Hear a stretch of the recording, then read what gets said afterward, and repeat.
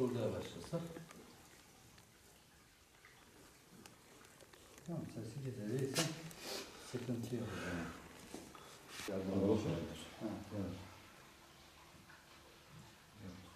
Her ayın başlarında, her ayın ilk haftasında yaptığımız yardım bu ayda. Euzubillahimineşşeytanirracim. Bismillahirrahmanirrahim. Bizler Elazığ Umut Kervanı olarak her ay düzenli olarak fakir ve muhtaç ailelere yardımlarımızı ulaştırıyoruz. Bu ayda fakir ve muhtaç ailelere yardımlarımızı ulaştırmak için hazırlığımızı yapıyoruz. Şu anda hazırlığımızı yapmış bulunmaktayız. Bizler her ay Allah'a şükürler olsun ki onlarca fakir ve muhtaç aileyi sevindirmek, onlara umut olmak amacıyla, onlara fakir ve muhtaç ailelere yüzlerini güldürmek amacıyla hayırseverlerin vermiş oldukları gıdaları paketleyerek, koli haline getirerek inşallah muhtaç ve fakir ailelere ulaştıracağız. Aynı zamanda hayırseverlerin vermiş olduğu adakları birleştirerek büyük bir baş hayvan olarak adak kestik.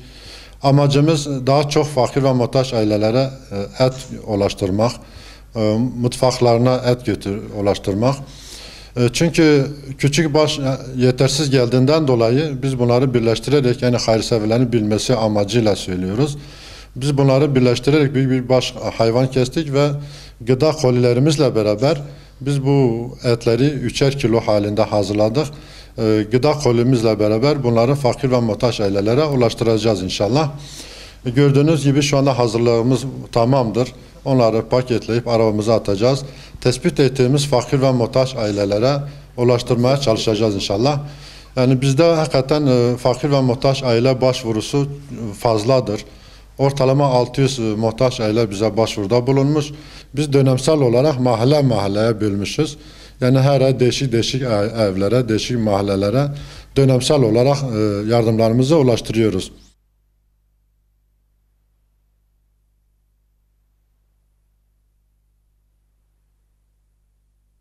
İki tane verdik.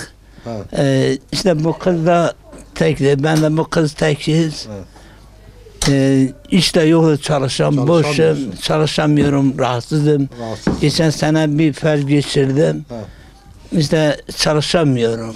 Allah şifa versin. Allah razı olsun. Öyle yardım gelir, ondan geçimini yapıyoruz. İşte siz olsa başka yerde öyle gelir, yardım gelir, ondan geçim yapıyoruz. Kaydımız vardı orada.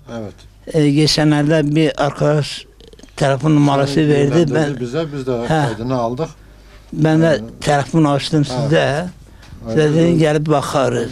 Hayırseverlerin bize vermiş olduğu yardımları biz getirdik. Allah razı olsun. Teşekkür ederiz. Allah razı olsun.